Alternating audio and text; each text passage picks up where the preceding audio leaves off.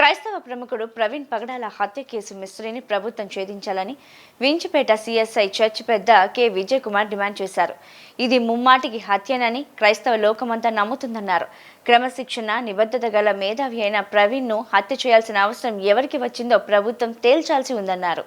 Vinchipeta CSI church ఆధ్వర్యంలో క్రైస్తవ మత పెద్ద ప్రవీణ్ పగడాల ప్రథమ వర్ధంతిని నిర్వహించారు. ఈ సందర్భంగా చర్చి వద్ద ఆయన చిత్రపటానికి క్రైస్తవ నేతలు, చర్చి ప్రతినిధులు పాల్గొని శ్రద్ధాంజలి ఘటించారు. అనంతరం చర్చి పెద్ద కె విజయ్ కుమార్, తెలుగుదేశం పార్టీ నాయకుడు కామదేవరాజు మాట్లాడుతూ ప్రవీణ్ పగడాల హత్య జరిగి ఏడాది గడిచినా ఇప్పటికీ హంతకుల ఆచూకీ కనుగొనడంలో ప్రభుత్వం విఫలమైందన్నారు. మద్యం సేవించి ప్రవీణ్ పగడాల మృతి చెందాడని ప్రకటించడాన్ని వారు తప్పుపట్టారు. నిబద్ధతకు, క్రమశిక్షణకు మారుపేరైన ప్రవీణ్ పగడాల మద్యం సేవించడని తెలిపారు. ఈ కేసుకు సంబంధించి పోలీసులు విడుదల చేసిన సీసీటీవీ ఫుటేజ్లో ఉన్న దృశ్యాల్లో సైతం ఉన్న వ్యక్తి ప్రవీణ్ పగడాల కాదని క్రైస్తవులంతా విశ్వసిస్తున్నారన్నారు. ప్రవీణ్ హత్య కేసులో మిస్టరీని ఛేదించే దిశగా ప్రభుత్వం చర్యలు చేపట్టాలని వారు కోరారు. ఏ మతాన్నైనా ప్రచారం చేసుకోవచ్చని రాజ్యాంగం నిర్దేశించిందని, ఆ హక్కును వినియోగించుకుంటున్న ప్రవీణ్ పగడాలను హత్య చేయాల్సిన అవసరం ఎవరికి వచ్చిందో ప్రభుత్వం తేల్చాలన్నారు. ఆ దిశగా చర్యలు చేపట్టాలని వారు కోరారు. ప్రవీణ్ పగడాల ప్రథమ వర్ధంతిని పురస్కరించుకొని చర్చి తరపున స్థానికులకు పండ్లు పంపిణీ చేశారు. మరి ఈరోజు ప్రవీణ్ పగడాల గారు మన మధ్య నుండి దూరమై సంవత్సరం అయిన సందర్భంగా ఇక్కడ స్థానిక జీసస్ యూత్ వారు మరియు సంఘ పెద్దలు అందరి సహకారంతో ఇక్కడ ప్రవీణ్ పగడాల గారి ప్రథమ వర్ధంతి కార్యక్రమం నిర్వహించడం జరుగుతుంది. మరి ప్రవీణ్ పగడాల గారు యాక్సిడెంట్లో చనిపోయారా, హత్య చేయబడ్డారా అనేది ఇవాళకి ప్రభుత్వం తేల్చలేకపోయింది. మరి ఆయన ఒక నిబద్ధత, ఒక క్రమశిక్షణ కలిగినటువంటి మహామేధావి. అలా అంతేకాకుండా బైబిల్ పరంగా కానీ, ఇతర హిందూ గ్రంథాల పట్ల కానీ, లేదు సామాజిక పరిస్థితుల మీద కూడా మంచి అవగాహన ఉన్నటువంటి మేధావి.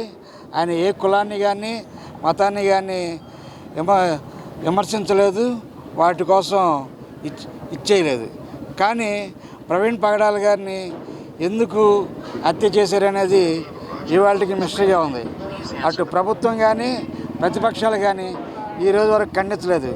ప్రభుత్వం అయితే అతను తాగి చనిపోయేటువంటి వార్తను బలంగా ప్రచారం చేయటమే కాకుండా మరి అతనికి సంబంధించిన వీడియోలను కూడా చూపించారు. ఆ వీడియోల్లో ఉన్నది డూప్ అని ప్రతి క్రైస్తవులు కూడా నమ్ముతున్నారు. ఎందుకంటే ప్రవీణ్ పగడాల గారు చక్క మీసాలు తీసేసి గడ్డం నున్నగా చేసుకొని మరి చాలా అందమైనటువంటి మొక్కవళికలు ఉన్న వ్యక్తి. మరి అటువంటి ఆయన్ని అది కాకుండా ఏదో గడ్డం పెంచుకొని హెల్మెట్ పెట్టుకొని చూపిస్తే ఆయన్ని ఏ క్రైస్తవ సోదరిమణులు కూడా అది నిజం అని నమ్మలేని పరిస్థితి. మరి ఆయన బ్రతికున్న కాలం కంటే కూడా చనిపోయిన ఈ ఒక్క సంవత్సరంలోనే ప్రపంచవ్యాప్తంగా ఉన్నటువంటి క్రైస్తవులు ఆయన్ని తన కుటుంబ సభ్యుడిగా అంగీకరించి ఆయన మీద ఇవాళ నివాళులు ఇక్కడికి రాలేకపోయినప్పటికి కూడా ఎవరు వాళ్ళు గృహాల్లో, సంఘాల్లో, పేటల్లో, ఇవాళ రాష్ట్ర వ్యాప్తంగా కూడా బాపట్ల, రాజమండ్రి, తెలంగాణ మొదలైన ప్రాంతాల్లో కూడా ఆయనకు ఘనంగా నివాళులు అర్పిస్తున్నారు. హతసాక్షి అయినటువంటి డాక్టర్ ప్రవీణ్ పగడాల గారి, పాస్టర్ ప్రవీణ్ పగడాల గారి మరి ప్రథమ వర్ధంతి సందర్భంగా ఈరోజు జీసస్ యూత్ వారు మరియు సెంట్ జాన్ సిఎస్ఐ చర్చి వారు వీరందరూ కూడా కలిసి ఇక్కడ ప్రథమ వర్ధంతికి నివాళులు అర్పించడానికి చేసినందుకు వాళ్ళకి ప్రత్యేక ధన్యవాదాలు తెలియజేస్తున్నాం. ప్రవీణ్ పగడాల గారు ఆయన హత్య మిస్టరీ అనేది వాళ్ళకి కూడా ఉంది. ఎందుకంటే ఎక్కువ శాతం కూడా ఆయన హత్య అనేది మాత్రం కోట్లాది మంది నమ్ముతున్నారు. కాబట్టి ఈ మిస్టరీని ఎడదీయాల్సిన బాధ్యత ఈ యొక్క ప్రభుత్వాల మీద ఉందని చెప్పి నేను తెలియజేస్తూ, అదేవిధంగా ఇవాళ ఆర్టికల్ 25 ప్రకారంగా, భారత రాజ్యాంగం ఆర్టికల్ 25 ప్రకారంగా మత స్వేచ్ఛ అనేది ఇవాళ ప్రతి ఒక్కరికి కూడా ఉంది. హిందువులకు కానీ, క్రిస్టియన్స్ కానీ, ముస్లిమ్స్ కానీ మత ప్రచారం చేసుకునే ఇది అవసరం ప్రతి ఒక్కరు కూడా ఉందనేది భారత రాజ్యాంగం ఇచ్చినటువంటి హక్కు. ఈ మధ్యకాలంలో సుప్రీంకోర్టులో కూడా మరి ఒక పిల్లు వేశారు. ఏదో మత మార్పు జరగడానికి వీల్లేదని చెప్పి వేసిన దానికి ప్రవీణ్ పగడాల గారు దానికి కౌంటర్గా మత మార్పిడి అనేది భారత రాజ్యాంగం ఇచ్చినటువంటి హక్కు కాబట్టి దాన్ని కొట్టేయాలని చెప్పడం జరిగింది. ఆయన మరణించిన తర్వాత తీర్పు కూడా రావడం జరిగింది. మత మార్పిడి స్వేచ్ఛ అనేది మతానికి అనేది ఉంది కాబట్టి వాళ్ళు ఏదైతే వేశారో ఆ పిల్లని కొట్టేయడం జరిగింది. నేనేం చెప్తానంటే మత మార్పిడి గురించి మాట్లాడే ప్రతి ఒక్కరిని కూడా గవర్నమెంట్ అరెస్ట్ చేయాలి. ఎందుకంటే అసలు ఆడికేం రైట్ ఉంది అనేవాడికి. ఇప్పుడు నేను మత మార్పిడి చేసుకున్నప్పుడు అది నా ఇష్టం.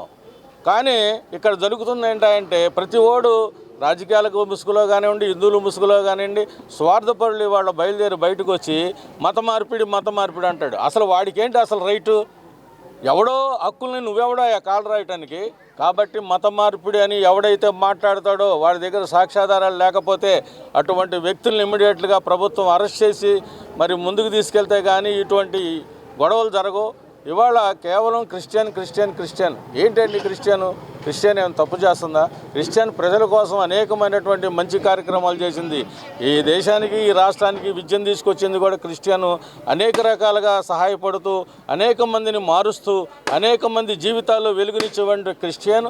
వాళ్ళ పాస్టర్ ప్రవీణ్ గారు ఒక పెద్ద మేధావి.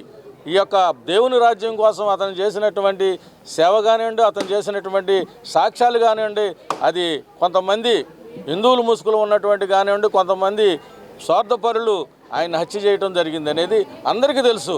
కానీ ప్రభుత్వం అనేది కూడా ఎవడో ఇచ్చినటువంటి మరి మ్యాపులు చూసి, ఎవడో ఇచ్చినటువంటి ఫోటోలు చూసి అది నిర్ణయించడం కరెక్ట్ కాదు. ప్రభుత్వం